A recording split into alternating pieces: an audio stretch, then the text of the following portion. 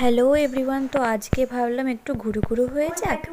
তো সকালবেলায় প্ল্যান করেছিলাম যে আজকে বাবা মা যাবে বিয়েতে, আর আমি যাব আমার বান্ধবীর সাথে ঘুরতে। কলকাতায় গিয়েছে বাবা মা বিয়েতে, আর এই যে আমার বান্ধবী, ও সাজছে, লুকিয়ে লুকিয়ে ওর ঘরে ঢুকে পড়েছে, ও বুঝতে পারেনি। তারপরে আমরা দুজন মিলে বেরিয়ে গেলাম। প্ল্যান ছিল শপিংয়ে যাব আর মেলায় যাব, হস্তশিল্প মেলায়। কিন্তু পরে শুনলাম হস্তশিল্প মেলাটা নাকি বন্ধ হয়ে গেছে 16 তারিখে। আর এই যে কৃষ্ণনগর, আইফেল টাওয়ার, আর আমি আর ও হাঁটতে হাঁটতে চা করে যাচ্ছি এখন। তারপরে কদমতলা ঘাট।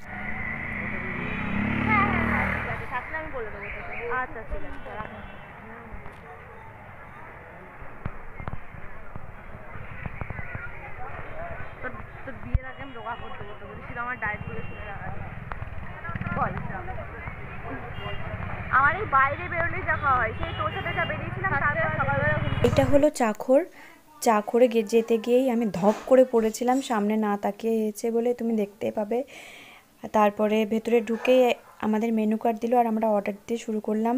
আর আমরা একে অপরের ছবি তুলেই যাচ্ছিলাম লাগাতার। ওকে বলছে তুই পোজ দে, ও আমাকে বলছে দে ক্যামেরা আমায় দে, আমি তোকে তুলে দিচ্ছি।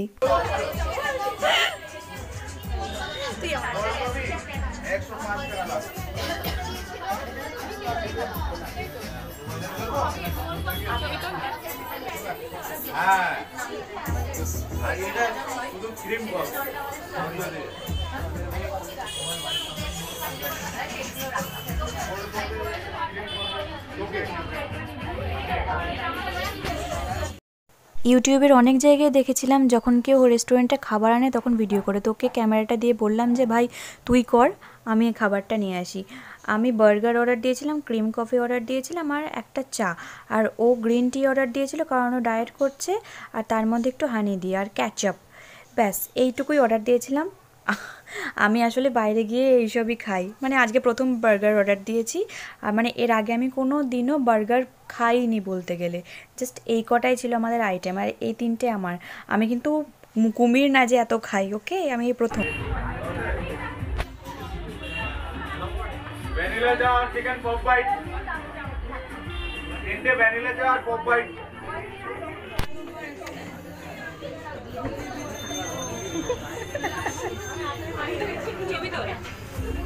ছবি রায় আমি চিয়ার্স ভাই।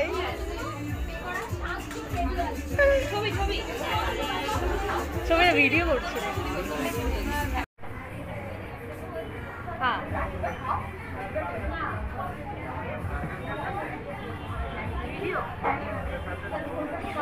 চিন্তা নেই, তোকে দিয়ে দেবো ভিডিওগুলো। নে একবার চেয়ার্স করে নে। চেয়ার্স তো কত পড়ে যাবে। চারটে স্মল, চারটে চা। তারপর চাখর থেকে বেরিয়ে আমরা কদমতলা ঘাটের দিকে যাচ্ছি। ও বলল চল হাঁটতে হাঁটতেই যাই, যা খেয়েছি ডাইজেস্ট হয়ে যাবে। তো যেতে যেতে মন্দিরে গেলাম, পাশেই মন্দির ছিল। তারপরে ও বলছে ভাই আমার লজ্জা করছে, তুই ক্যামেরা নামা।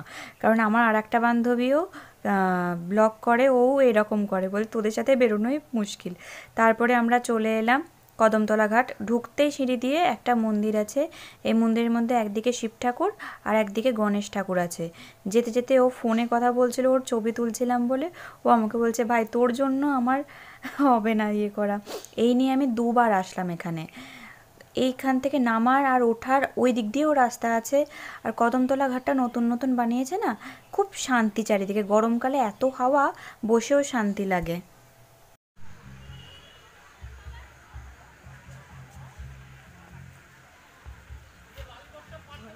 কথাও বলতে যায় না শান্তি করে। নাম দে বুঝে দে।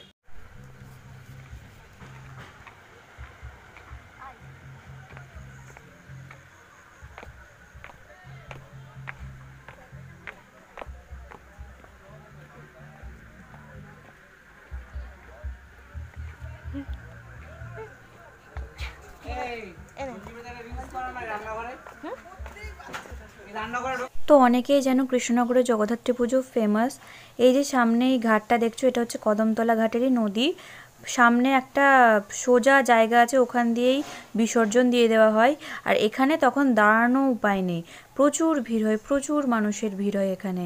আর আমি তো এই নিয়ে 2বার এসেছি, খুব ইচ্ছা ছিল বিসর্জনে আসার, কিন্তু ভিড়ের ভয়ে আসতে পারিনি। আমি তো ঘরকুনো।